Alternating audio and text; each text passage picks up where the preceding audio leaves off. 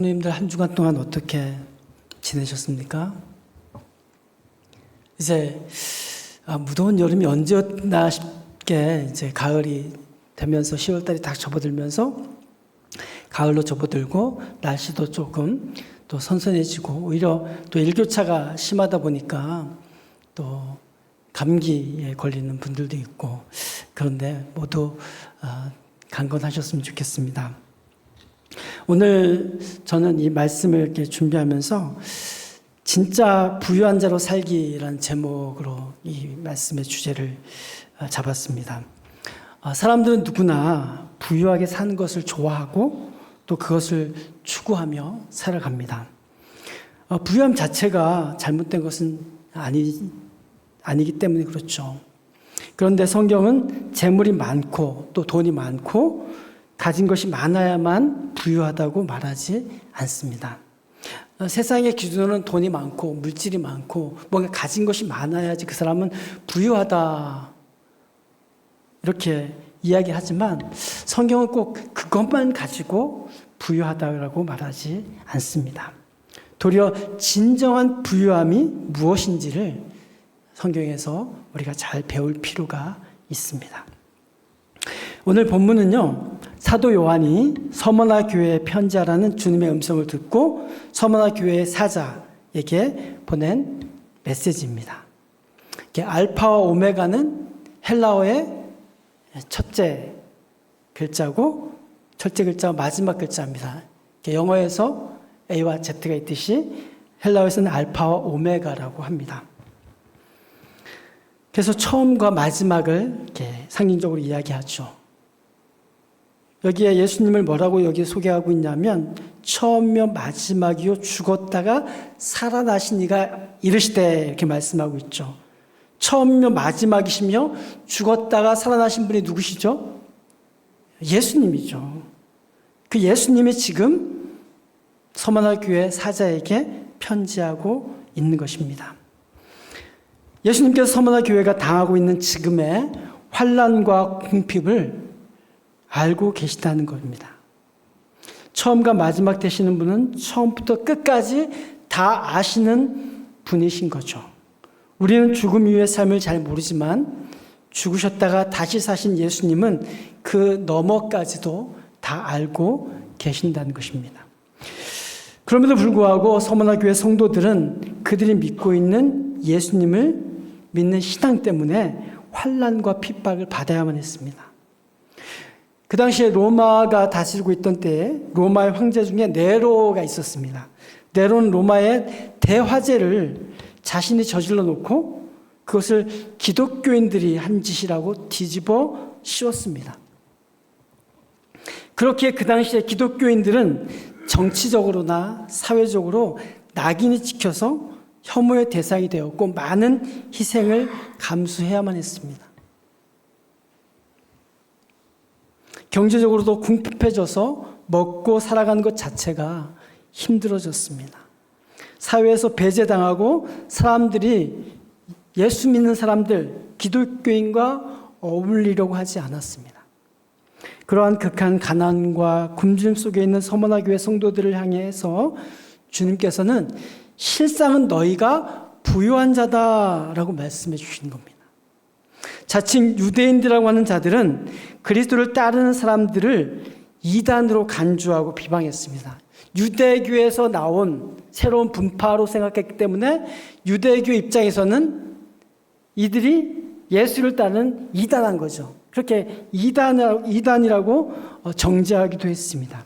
그러나 그들은 진정한 의미에서 하나님의 선택받은 유대인이 아니었죠.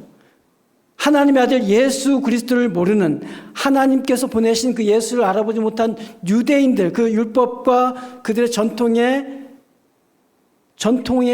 가로막혀 있는 그들은 진정한 하나님의 백성이 아니고 하나님의 아들도 몰라보는 그런 자들이었던 거죠. 그러니까 그 유대인들이 이단으로 정죄한 예수님을 따르는 분파들은 그들은 자기들이 이단인데 그들을 하나님의 아들이신 예수님을 따르는 그들을 이단이라고 정죄하는 겁니다. 뭔가 바뀐 것이죠. 그들의 실체는 사실 분명히 예수님 말씀해주고 있습니다. 하나님의 뜻을 거스르고 믿는 자를 핍박하는 사탄의 무리다. 사탄의 회당이다. 이렇게 말씀하고 있는 거예요. 9절에 보니까 자칭 유대인이라 하는 자들의 비방도 알거니와 실상은 유대인이 아니요 사탄의 회당이라. 예수님의 평가가 더 정확하지 않습니까? 사람들의 어떤 보여지는 것들이 아니라 예수님이 이렇게 말씀하셨던 그것은 바로 가장 정확한 것이고 진리라는 사실입니다. 여러분도 그렇게 믿으시죠? 네. 늦게 대답을 하는 거 보니까 생각을 많이 하신 것 같습니다. 네.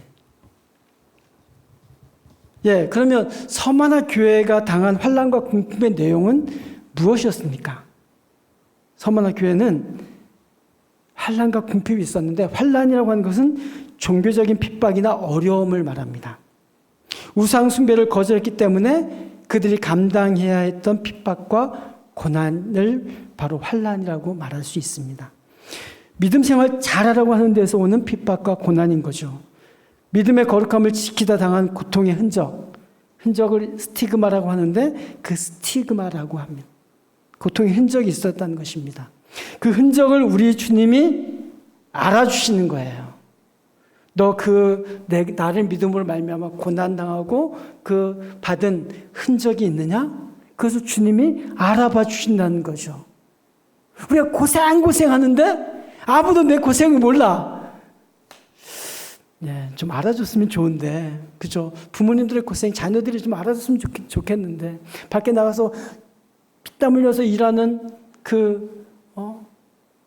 아빠들의 수고를 좀 알아줬으면 좋겠는데, 그렇지 않을 때 좀 서운함도 있겠죠. 그러나, 우리 예수님은 예수님 때문에, 예수님의 이름 때문에, 예수님을 믿는 것 때문에 핍박당하고 고난당하는 그 자녀들을, 그들의 흔적을, 그들이 받는 아픔을 다 알고 계신다는 거예요. 궁핍은 뭐냐면 예수 믿기 때문에 당한 가난이 바로 궁핍입니다. 서머나는 물질적으로 매우 풍성한 도시였어요. 그러나 물질의 풍요는 황제를 숭배하는 사람들에게만 국한된 권리였습니다. 황제를 숭배해야지 그들에게 혜택이 더 많이 돌아오는 겁니다. 예수를 주라고 고백하는 그리스도인들이 황제 숭배를 거절하며 풍성함을 동시에 누릴 권리는 없었습니다. 가난은 그들이 지닌 흔적 중에 하나였을 것입니다. 왜 너희는 가난하냐? 네, 나는 황제 숭배를 거절하고 예수님을 따르기로 했기 때문에 가난합니다. 그렇지만 나는 이 가난 때문에 내가 예수님을 부인하지 않습니다. 그런 그들에게 예수님은 실상은 진짜는 너희가 부유한 자라고 말씀해 주시는 겁니다. 육신적으로는 너희가 돈이 없고 물질이 없어서 가난하다고 할지라도 하나님 나라에서는 부유한 자라는 사실입니다. 현실적으로는 너희가 궁핍하여 마음껏 먹을 수도 없고 마음껏 쓸 수 없어 불편하고 또 힘이 들지라도 이런 것은 잠깐 지나가는 것이다. 이렇게 말씀해 주고 있습니다. 여전히 우리 마음속에서는 그 정도 가지고 되는가 싶은 게 있습니다. 말씀만 그렇게 하시는 건가요? 그냥 저희 듣기 좋으라고 하시는 건가요? 아니죠. 누구보다도 어떤 상황 속에서 가장 잘 아시는 주님이 그 말씀으로 그들에게 진정한 위로를 주고 그들에게 힘을 주고 싶으셨을 것입니다. 너희가 실상은 부유한 자야. 주님의 그 한 말씀이면 오늘 살게 하는 능력이 되는구나를 깨닫습니다. 그렇죠. 우리가 아무리 힘들고 어려워도 누군가 나를 알아주고 그리고 가장 우리가 사랑하는 그 주님이 우리를 알아준다고 한다면 너가 정말 진짜야라고 넌 진짜 믿는 자구나라고 인정해 주는 것, 그것 하나가 우리에게는 큰 힘이 되고 위로가 된다는 사실입니다. 서머나 교회 성도들에게도 바로 이 편지가 그런 의미가 되지 않았겠습니까? 극심한 고난과 핍박을 받고 있는 서머나 교회 성도들에게 주신 말씀은 그 고난을 없애주겠다거나 또 감해주겠다고 하는 것이 아니었습니다. 오히려 앞으로도 고난이 더 있을 것이지만 두려워하지 말라고 말씀해 주셨습니다. 이것은 마귀가 주는 시험인데 성도들 중에 몇 사람은 감옥에 갇히고 10일 동안 환난을 받을 것이라고 말씀하셨습니다. 오늘 본문에도 말씀하고 있죠. 너는 장차 받을 고난을 두려워하지 말라. 볼지어다 마귀가 장차 너희 가운데에서 몇 사람을 옥에 던져 시험을 받게 하리니 너희가 10일 동안 환난을 받으리라. 근데 유명한 말씀이 그 위에 나오죠. 우리가 너무너무 잘 아는 말씀. 내가 죽도록 충성하라. 그리하면 내가 생명의 면류관, 생명의 관을 내게 주리라. 예, 충성하는 자에게, 끝까지 믿음을 지키는 자에게 주시는 하나님의 상급이 있다는 것이에요. 10일 동안이라는 것은 정해진 기한이 있다는 것입니다. 무한정이 있다는 것이 아닙니다. 10일 동안은 너희가 시험을 받을 수 있어. 아주 환난을 당해서 힘들 수 있어. 그러나 그것은 끝이 있다는 것입니다. 이 말씀은 뭐냐면 장차 요한의 직계 제자로서 서문학교의 감독이 되는 폴리캅이라는 분이 있습니다. 그 폴리캅 때의 환난을 미리 말해주고 있는 것입니다. 폴리캅이 어떻게 죽음을 당했죠? 화형을 당했습니다. 믿는 것 때문에 그렇게 목숨을 잃을 정도로 순교를 당해야만 하는 그런 핍박의 때가 지금 닥쳐오고 있는 것을 미리 말씀해주고 있습니다. 그러나 끝까지 믿음을 지키는 자에게 내가 내 이름 때문에 내가 죽도록 충성하면, 목숨을 다하고 믿음을 지키면 내가 너에게 그보다 더한 생명의 멸관을 주시겠다는 약속입니다. 죽음에 대한 두려움과 공포가 성도들에게 있을 수 있습니다. 하지만 시작과 끝이 되시는 주님께서는 죽었다가 다시 부활하셨기 때문에 죽음이 결코 두려움이 될 수 없다고 하십니다. 예, 죽음은 예수님에게는 아무것도 아니죠. 예수님은 죽었다가 다시 그 죽음의 그 사망의 권세를 깨뜨리고 다시 부활하셨기 때문에 그 죽음, 사망은 아무것도 아니라는 것입니다. 예수님 믿는 우리도 또한 그와 같다는 것입니다. 살아계신 주님은 고난 속에 있는 성도들을 그냥 내버려 두지 않으실 것을 말씀해 주고 계십니다. 성령께서 교회들에게 주신 말씀은 11절에 있습니다. 귀에 있는 자는 성령이 교회들에게 하시는 말씀을 들을지어다. 이기는 자는 둘째 사망의 해를 받지 아니하리라. 예, 이기는 자에게 하나님이 둘째 사망의 해를 받지 않겠다고 말씀하셨습니다. 둘째 사망의 해는 뭡니까? 첫 번째 사망, 우리 육신의 죽음이라고 말한다고 한다면 둘째 사망은 지옥 형벌을 말하는 겁니다. 영원한 심판을 말하는 겁니다. 근데 죽기까지 믿음을 지키고 주님을 믿은 자들에게는, 믿지 않는 자들은 지옥 형벌이 기다리고 있지만 믿는 우리에게는 영원한 생명이 주어진다는 것입니다. 주 예수를 믿는 믿음이 결국 승리하게 될 것을 말씀하고 있습니다.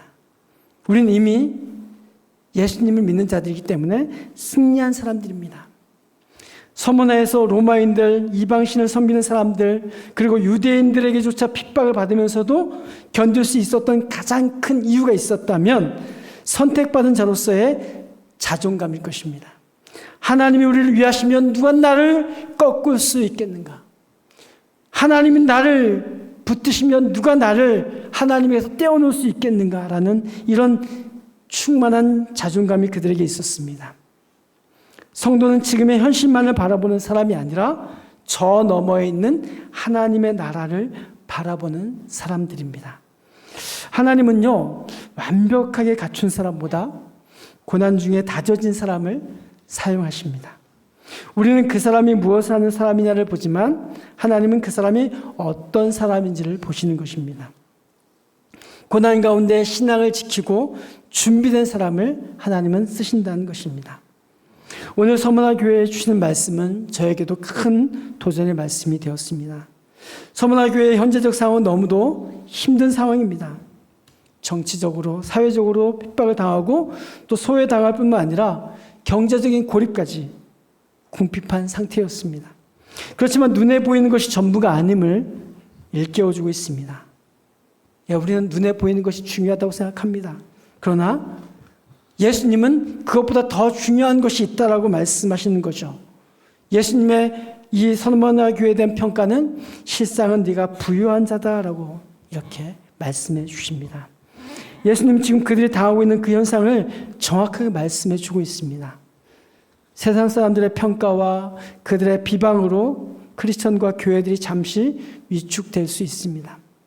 예, 어떤 보도의 어떤 TV나 또 뉴스에 따르면 또 교회에 또 교회 목회자 또 교회 관련된 어떤 소식들이 나올 때 좋은 것보다는 안 좋은 것들이 나올 때가 있습니다. 왜냐하면 사람들은 그런 걸 더 이렇게 자기들의 어떤 가십거리로 또 씹기 좋아하는 그런 주제로 생각을 하죠.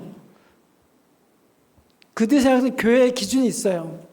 교회 다니는 사람들의 기준이 자기 나름대로 있습니다. 저 사람들은 그래도 우리보다 좀 더 착하게 살려고 하는 사람들이고 저 사람들은 그래도 뭔가 경건하게 살고자 하는 그런 사람들이야. 근데 그런 사람들 속에서 그 무리 속에서 누군가가 딱 직분을 가진 자, 특히 이제 리더들이죠. 목사나 장로나 뭐 집사 이런 어떤 직분을 가진 사람들이 이제 일반 사람들도 하지 않을 어떤 범죄나 잘못을 저질렀어요. 그럼 그런 것들 때문에 사실 교회가 넘었기도 하고, 그런데 궁극적으로는 하나님께 영광이 되지 않죠. 하나님을 믿는 사람들이 저래? 막 이러면서 사람들은 그런 것들을 다 막 자기들이 사실 더 의로운 양 끄집어내서 막 비방하기도 합니다. 그래서 우리는 나도 같은 교인으로서 교회 다니는 사람으로서 난 성도로서 좀 부끄럽다. 저런 이야기는 좀 안 들었으면 좋겠는데 이렇게 생각할 때가 있습니다. 그래서 좀 위축될 때도 있어요. 저도 많이 학생들을 만나고 또 사람들 만나다 예수님을 전하고 전도하는데 사람들이 이제 전도할 때마다 그런 이야기를 해요. 당신들이나 잘하세요. 교회 다니는 사람들이 이런 사람들이 있고 저런 사람들이 있는데 꼭 그걸 트집 잡아서 그런 이야기를 합니다. 그러면 사실은 그래도 예수님 믿어야 됩니다 이렇게 말하고 싶지만 마음속에서는 우리가 또 양심이 있잖아요. 그래요. 저희도 다 죄인이기 때문에 그런 실수를 할 수 있습니다. 그러나 죄인을 구원하러 오신 예수님은 그렇지 않습니다. 우리가 죄인이기 때문에 우리가 죄 용서받고 구원받기 위해서 또 하나님 앞에 나온 거 아니겠습니까? 그렇지 않으면 우리가 한번 믿는다고 해서 금방 다 성화돼가지고 우리가 완벽한 사람이 돼가지고 실수하지 않는다면 그거는 우리 인간이 아닌 것이죠. 그렇지만 우리가 겸손하게 그들이 이야기하는 것을 잘 듣고 따르면서 전도할 때도 죄송합니다. 그러나 당신도 죄인이기 때문에 예수님을 꼭 믿었으면 좋겠습니다. 라고 권면은 드리죠. 그렇다고 우리가 막 자랑스럽게 우리의 의를 드러낼 필요는 없는 것 같습니다. 우리는 항상 주님 안에서 겸손하게 나도 언젠가 실수할 수 있고 넘어질 수 있지만 다시 예수님 때문에 일어서는 존재라는 것을 우리가 잊지 않았으면 좋겠어요. 예수님께서 죽으시고 다시 사신 것과 그를 믿고 따른 자들에게 구원과 영생을 선물로 주는 은혜는 결코 변함이 없기 때문에 우리는 그렇게 다른 사람들을 사랑하는 마음으로 또 너그러운 마음으로 바라볼 수 있어야 될 것 같습니다. 제가 얼마 전에 학교 전도를 위해서 저희 팀 간사님들하고 여고 앞에서 전도를 했습니다. 학교원 학생들을 만나서 예수님을 전하고 있는데 누군가 신고를 했는지 경찰차가 다가오더니 저희를 막 조사하는 거예요. 당신들 뭐냐고 하면서 어디서 왔냐고 하면서 저희는 근데 잘못한 게 없어서 떳떳하게 신분증도 보여주고 다 이야기를 했죠. 저희는 그걸 예상하고 있었습니다. 올 것이 왔구나. 복음을 전하고 저희의 신분을 숨길 필요가 없으니까. 때로는 우리가 복음을 전하다가 오해를 받을 수도 있습니다. 요즘에는 정말 예수 믿는 사람들에게 이렇게 전도하는 것보다 이상한 단체들, 이단들, 사이비들이 더 자기들 사람 만들려고 이렇게 포섭하는 그런 행위들이 많기 때문에 우리도 때는 우리가 만약에 누구에게 저 사람이 예수님 전해야 되겠다 싶어서 길거리에서 전도했는데 그 사람들이 뭐라고 생각하면 당신 이단 아니야? 사이비 아니야? 이렇게 오해하기 쉽게 되죠. 왜냐하면 그런 사람들이 질비하니까, 그 사람들이 널려 있으니까, 어디 가든 그 사람들이 부딪히니까. 그런 이미지를 가지고 우리를 바라볼 수 있지만 우리 안에는 진짜 예수님, 진짜 하나님, 우리가 진짜 진리를 가지고 있기 때문에 그런 오해를 받는다 손치더라도 우리가 정확하게, 우리가 가장 잘 알잖아요. 내가 믿는 예수님에 대해서 이야기해 줄 수 있잖아요. 없는 것을 이야기하죠. 그들은 뭐예요? 없는 것을 있는 것처럼 꾸며내고 만들어내고 위조하고 조작하고 다 사기를 치지만 우리는 예수님이 죽었다가 부활하신 건 사실이고 그분이 우리의 인류의 죄를 죄속하기 위해서 십자가에 지신 거 사실이고 그게 역사적 사실이고 우리는 그 객관적 사실 속에 믿음을 가진 것을 우리가 믿는데 그걸 뭐라고 할 사람은 없는 것이죠. 그들이 안 믿을 뿐이지 그들이 이것을 선택하지 않았을 뿐이잖아요. 그래서 우리는 어떤 내가 부끄러움이 없이 산다면 복음을 전하는 데 있어서도 담대해질 수 있고 부끄럽지 않게 전할 수 있게 되는 것입니다. 설령 내가 온전치 못하다 하더라도 이 복음만큼은 예수님만큼은 진리가 되시고 길이 되시고 진리 되시고 생명 되시는 분이기 때문에 우리는 그분을 전하면 되는 것입니다. 나를 전하는 것이 아니라. 점점 복음을 전하기에 어려운 상황을 맞이하고 있는 건 사실입니다. 때로는 억울한 일을 당할 때도 있고 안 좋은 시선으로 우리를 바라보기도 합니다. 그러나 성령께서는 믿는 자들과 함께 하셔서 하나님 말씀을 생각나게 하고 그 말씀으로 격려하며 힘을 주신다는 것입니다. 하늘과 땅의 모든 권세를 가지신 우리의 왕 예수님, 주님을 따르는 사람들을 아끼시고 또 교회를 사랑하십니다. 그렇게 그들이 지금 어려움과 환난을 당하고 있는 모습을 보면서 함께 마음 아파하시고 안타까워하시는 것입니다. 서머나 교회를 보면서 주님의 심정을 느낄 수 있었습니다. 하나님의 뜻대로 살아가는 자들에게나 또 경건하게 살고자 하는 자들에게는 핍박을 겸하여 주신다는 말씀이 있습니다. 혹시 그런 거 경험해 보신 적이 있으시죠? 내가 아무렇게 살면 다른 사람들은 아무 말도 안 해요. 근데 내가 좀 착하게 의롭게 살려고 하면 다른 사람들이 꼭 해코지를 뭐라고 해요. 너만 잘났어? 하면서 자기가 더러운 것을 보지 못하고 다른 사람들의 흠을 찾기를 시작하죠.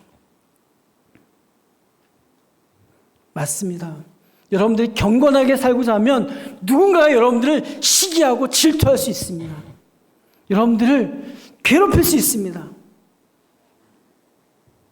제가 그랬거든요. 예수 믿기 전에 제가 그랬거든요. 예수 잘 믿는 친구 보면 괜히 마음에서 막 이렇게 꿈틀꿈틀 되는 그런 게 있어요. 근데 저렇게 사는 게 진짜 꼴불견이거든. 쟤 정말 싫어. 밥맛이야. 막 그러면서 제가 그런 친구들을 괴롭혔던 사람이기 때문에 잘 압니다. 그 심정을.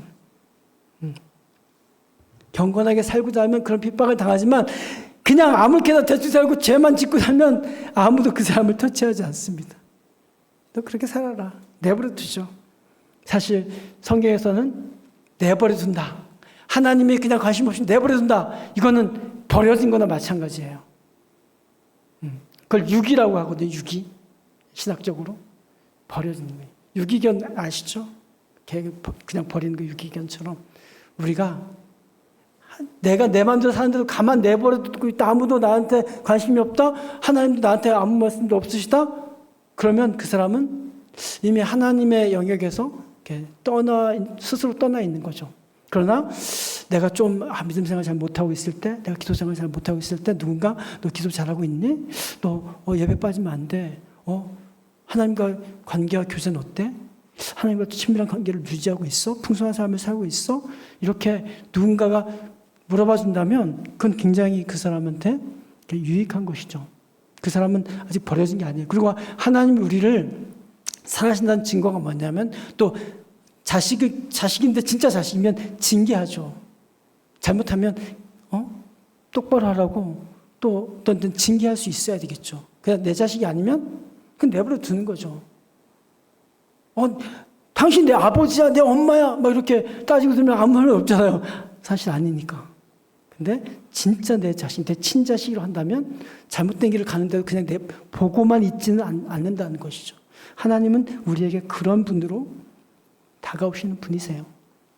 예수님 믿는 것이 우리의 필요에 의해서 액세서리처럼 여겨지는 것이 아니라 우리의 생명을 다해서 끝까지 충성해야 하는 사명이며 도리이기에 세상의 어떤 것도 우리를 그리스도의 사랑으로부터 끊을 수 없음을 우리는 알아야 합니다. 죽도록 충성하는 말씀에서 어쩌면 일사각오의 신앙을 가져야 함을 배웠습니다. 일사각오, 죽으면 죽으리라, 이거죠, 그죠? 믿음의 각오에 있는 사람은 두렵지 않습니다. 지금 성도로 부름받아 하나님의 자녀로 세상에서 복음 전한 자로 살아가는 우리에게 누군가 그렇게 말할 수 있습니다.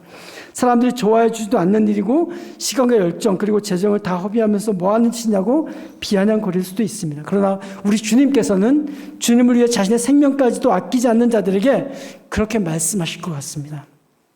그렇게 말씀하셨습니다. 실상은 네가 부유한 자야. 네가 부유한 자야. 그것이면 충분합니다. 주님이 각자에게 주신 사명을 붙들고 오늘도 좁은 길을 선택하시고 믿음으로 승리하는 삶을 사시기를 축원합니다. 마지막으로 당부드리고 싶은 말씀 뭐냐면 신앙생활은 영적 전쟁과 같습니다. 이 세상 안에서 믿음을 지키는 것이 때로는 힘겨운 싸움일 수 있습니다. 믿음을 흔드는 세력들이 많기 때문입니다. 우리가 가진 것을 빼앗으려고 합니다. 그들에게는 그런 것이 없기 때문에 우리 것을 빼앗아가려고 합니다. 실상 우리가 더 부유함을 알고 있는 것이지요. 부유함이 내가 가진 것이 없는데 왜 빼앗으려고 하겠습니까? 우리는 이미 가졌기에 더 가질 필요가 없습니다. 우선 사탄이 악한 영들을 통하여 우리를 유혹하고 믿음을 흔듭니다. 또한 이 세상의 풍조가 우리의 믿음을 흔듭니다. 때로는 심각한 박해를 받기도 합니다. 이단의 미혹을 당하기도 하고요. 그런 것에 대항해 싸우다 보면 우리의 영성이 식고 메마르기도 합니다. 이와 같이 다양한 위험과 공격과 유혹을 맞서 싸워 끝까지 믿음을 지키는 것은 결코 쉬운 일이 아닙니다. 그렇게 많은 이들이 이미 넘어지고 미혹되고 포기했습니다. 그래서 주님은 거듭 이기는 자라고 표현하십니다. 이기는 자. 영적 전쟁에서 이겨서 끝까지 믿음을 지키라는 것입니다. 그럴 때만 주님께서 약속해 주신 구원의 완성을 볼 수가 있습니다. 우리 해외교회 모든 성도님들이 이 믿음의 싸움에서 끝까지 승리하시길 바랍니다. 여러분들이 지금은 고난과 핍박과 환난, 궁핍한 가운데 있을지라도 주님이 서문화교회에 말씀하신 이 말씀을 붙들어 주시기 바랍니다. 사실 네가 부유한 자라는 것을, 우리가 예수님 믿고 있는 우리가 누구보다도 부유한 사람이라는 것을 믿고 여러분들의 그런 자긍심을 가지고 자부심을 가지고 세상 가운데 살아가시를 축원합니다. 같이 찬양 드리겠습니다. 세상의 유혹 시험이라는 이 찬양하고 합심해서 기도.